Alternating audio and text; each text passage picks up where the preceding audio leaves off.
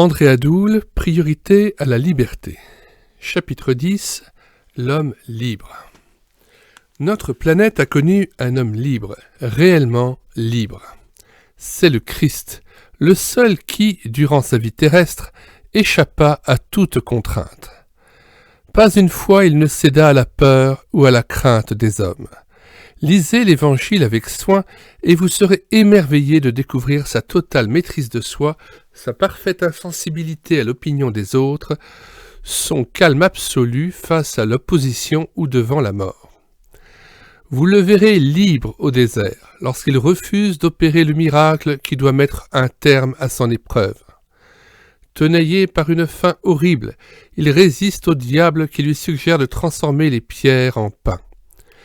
Il vous apparaîtra libre au milieu de la tempête quand il dort paisiblement dans la barque, alors qu'autour de lui s'affolent les disciples, tous saisis de panique et paralysés par une grande frayeur. Libre encore lorsqu'il pénètre en Samarie sans redouter la désapprobation de ses compatriotes. Les Juifs qui n'ont pas de relation avec les Samaritains, note 1 Jean 4 verset 9, se gardent de fouler cette province, une terre réputée impure à cause de sa population semi-païenne. Notre Seigneur est libre lorsqu'il accepte publiquement de recevoir les hommages d'une prostituée, Luc 7, versets 36 à 50, ou de frayer avec des gens de mauvaise vie sans se cacher des pharisiens qui épient ses faits et gestes pour le discréditer et le condamner. Libre, il l'est aussi devant ces juifs religieux, gens hostiles et influents, qui réclament un miracle pour croire en lui, notre 3. Matthieu 16, 1 à 4. Quelle tentation pour le maître d'accéder à leurs désirs pour les gagner à lui et, du même coup, briser toute opposition. Sitôt après la multiplication des pains et alors que la foule émerveillée songe à le faire roi, note 4 Jean 6, verset 15, Jésus, l'homme libre, se retire insensible aux honneurs, il méprise la gloire des hommes. Affranchi de toute ambition, il apaise l'enthousiasme charnel de la foule et les disciples, puis gravit lentement la montagne pour aller seul prier son Père. Le Christ est libre de crier « Malheur à vous, scribes et pharisiens ». Sans ménagement, il dénonce l'hypocrisie et l'orgueil de ses adversaires déclarés, indifférents aux réactions de ceux qui seront un jour, et il ne l'ignore pas, ses pires accusateurs. À quelques heures d'une agonie terrible qu'il sait devoir connaître, le Fils de l'homme est libre de fêter la Pâque et de chanter des cantiques avec les siens plutôt que de faire retraite, à l'écart, pour se préparer au martyre. Marc 14, 12 à 26. Libre encore est celui qui s'avance vers ses bourreaux, les abordant en disant calmement « C'est moi ». Traqué, il ne cherche nullement à fuir à la faveur de la nuit, pas plus qu'il ne songe à fausser compagnie aux soldats tombés à la renverse sous le coup d'une immense frayeur. Note 7, Jean 18, versets 5 à 8. Jésus est libre devant Pilate, libre de se taire alors qu'un mot d'explication aurait gagné à sa cause un gouverneur hésitant et en définitive favorable. Matthieu 27, 13 à 14.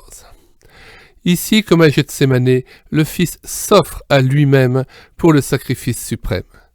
Enfin, sur le calvaire, le Sauveur se montre à tous pleinement libre. La foule a beau ricaner, il ne peut se sauver lui-même, ou ordonner « Si tu es le Fils de Dieu, descends de la croix », le supplicié se contente de bénir ses bourreaux. Luc 23, verset 34. Les autorités juives ou les soldats romains sont-ils les adversaires irréductibles du Sauveur qui l'empêchent de descendre ? Non, il suffirait d'un regard vers son Père pour qu'une légion d'anges vienne en hâte à son secours. Matthieu 26, 53. Satan le tiendrait-il lié à la potence ? Au contraire, il serait trop heureux de voir le Fils éviter le martyre, car cette mort, il ne l'ignore pas, sera sa défaite. Pour toujours. Hébreux 2, verset 14.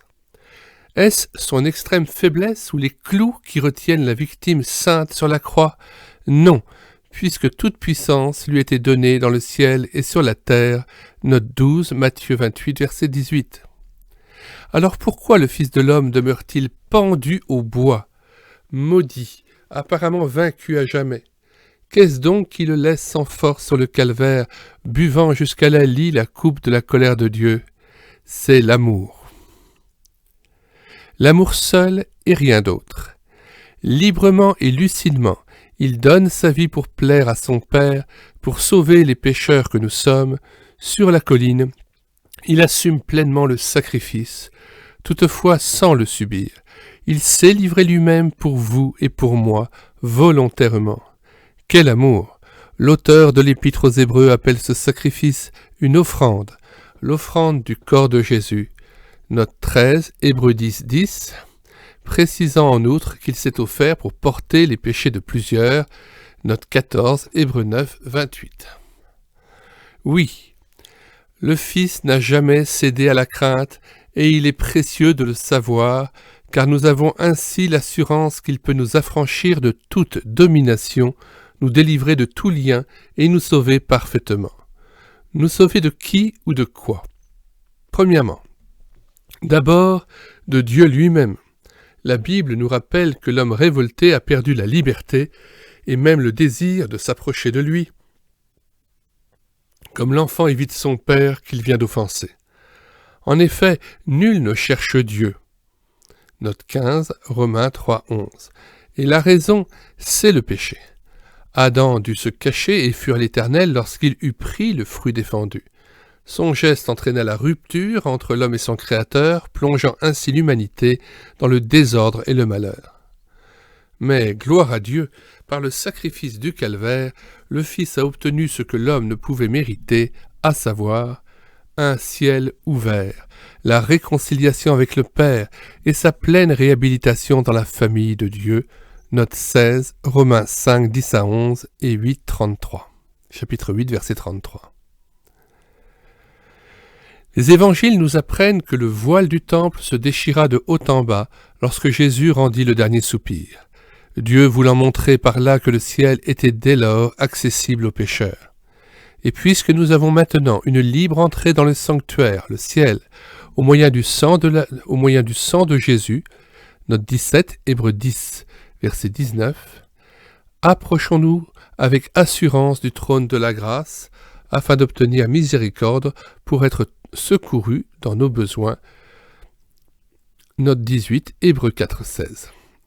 Le péché étant payé, expié une fois pour toutes, l'obstacle a disparu, le mur de séparation est renversé. Note 19, Éphésiens 2, 14. Désormais, l'unique obstacle au salut sera le refus de répondre à l'invitation du Seigneur, ou encore d'accueillir celui qui pardonne et libère. Je me tiens à la porte et je frappe. Si quelqu'un entend ma voix et ouvre la porte, j'entrerai chez lui. Note 20, Apocalypse 3, verset 20. Une nation qui claque la porte à un ambassadeur démontre son hostilité à l'égard du pays qui l'envoie. Qui refuse d'accueillir Jésus, l'ambassadeur du Père venu pour rétablir l'harmonie entre la créature et son Créateur, prouve sa rébellion à l'égard de Dieu. Et puisque le ciel est ouvert, ne nous privons pas de la grâce, mais entrons par la repentance et la foi. C'est de cette façon que le Fils prodigue réintégra la maison paternelle, et c'est ainsi que tout homme doit s'approcher de Dieu. Deuxièmement, ensuite, sauvé du tentateur. Vaincu au calvaire, Satan n'a plus de pouvoir sur nous lorsque nous nous réfugions en Christ, notre haute retraite. Refusons son action et dénonçons-le chaque fois qu'il veut nous dominer. À ce sujet, relevons 4 remarques. Petit a. Le chrétien doit démasquer l'adversaire, lui résister et ne pas se contenter de renoncer au péché.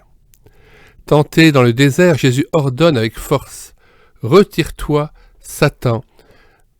Note 21, Matthieu 4, verset 10. À Pierre, qui use d'un langage charnel pour le détourner de sa mission, le Maître s'adresse directement au diable. « Arrière de moi, Satan ». Note 22, Matthieu 16, verset 23.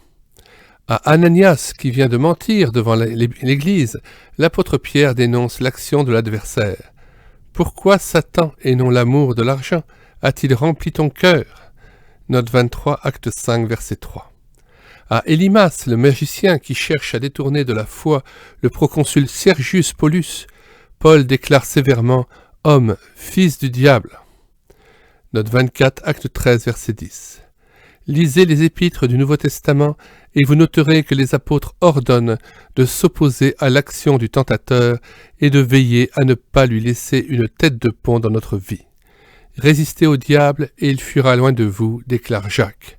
Note 25, Jacques 4, verset 7.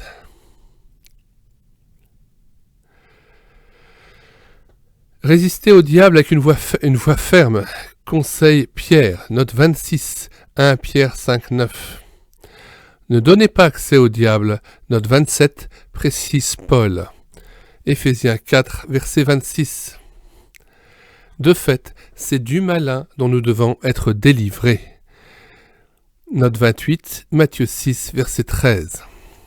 C'est pourquoi ne nous contentons pas d'attendre passivement une quelconque libération du péché, mais opposons-nous plutôt avec énergie à l'action de Satan. Je répète la phrase. De fait, c'est du malin dont nous devons être délivrés. C'est pourquoi ne nous contentons pas d'attendre passivement une quelconque libération du péché, mais opposons-nous plutôt avec énergie à l'action de Satan. Refusons fermement de devenir son champ d'action, d'être manipulés par lui, tel un instrument d'iniquité. Note 29, Romains 6, verset 13. B. Deuxième remarque, le diable rôde. Note 30, 1 Pierre 5, 8 à 9. Chassé, il s'éloigne jusqu'à un moment favorable. Cela ne doit ni nous surprendre, ni nous décourager. Après tout, c'est bon signe. Si Satan nous assaille par des pensées impures, dénonçons-le et refusons de telles pensées. S'il revient à la charge 2, 3, 10 fois, résistons-lui en disant autant de fois que c'est nécessaire. Arrière, Satan. Cette lutte est sans doute éprouvante puisque Pierre précise aussitôt « après que vous aurez souffert un peu de temps ». Le Dieu de toute grâce vous rendra inébranlable. Note 31. 1 Pierre 5, 10. Donc, pas de relâche. Veillons, l'adversaire rôde comme un lion. Note 32, Romains 13, verset 4 et Éphésiens 6, verset 13 à 17. Petit c. Troisième remarque. Résistez-lui avec une foi ferme. 1 Pierre 5, 8 à 9. Résistez-lui avec une foi ferme, sans pour autant contempler l'adversaire et le combattre en le fixant du regard. Il est l'homme fort qui ne ferait qu'une bouchée de notre résistance. Il importe plutôt de s'approcher du Christ pour se revêtir de lui et de ses armes. Note 32, Romains 13, 14 et Éphésiens 6, 13 à 17. Je répète la phrase, il importe plutôt de s'approcher du Christ pour se revêtir de lui et de ses armes, car lui seul a le pouvoir de le mettre en déroute. Notons que le malin attaque par vagues. Luc 4, verset 13. Il accorde des heures de répit, les jours favorables. Sa tactique est éprouvée pour nous faire croire que nous sommes enfin à l'abri de ses coups. Or, qui s'imagine fort n'est pas loin de tomber. C'est pourquoi tenons-nous humblement sur nos gardes, près du Seigneur.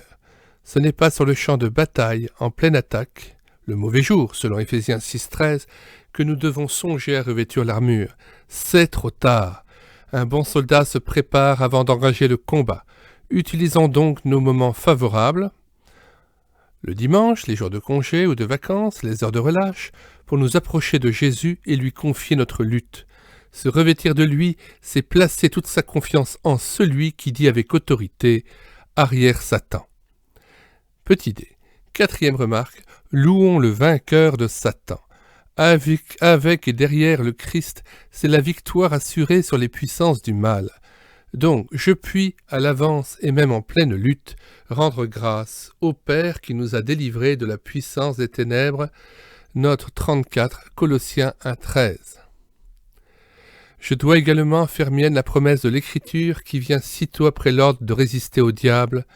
le Dieu de toute grâce, qui vous a appelé en Jésus-Christ à sa gloire éternelle, après que vous aurez souffert un peu de temps, vous perfectionnera lui-même, vous affermira, vous fortifiera, vous rendra inébranlable. À lui soit la puissance au siècle des siècles. Amen. Note 35, 1 Pierre 5, 10 à 11.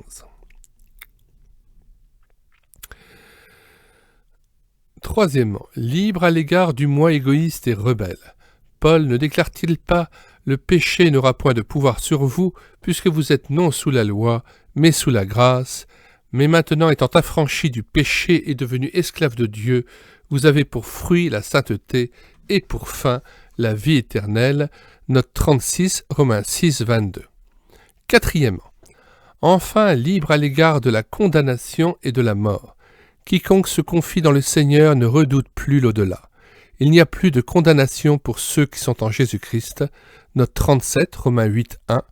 Le Seigneur ne disait-il pas jadis « Celui qui écoute ma parole et qui croit en celui qui m'a envoyé a la vie éternelle et ne vient point en jugement, mais il est passé de la mort à la vie » Jean 5, 24. Le chrétien sait où il va, et lorsqu'il ressuscitera, Jésus l'introduira dans la gloire à jamais. Note 39, 1 Thessaloniciens 4, verset 17. Alléluia.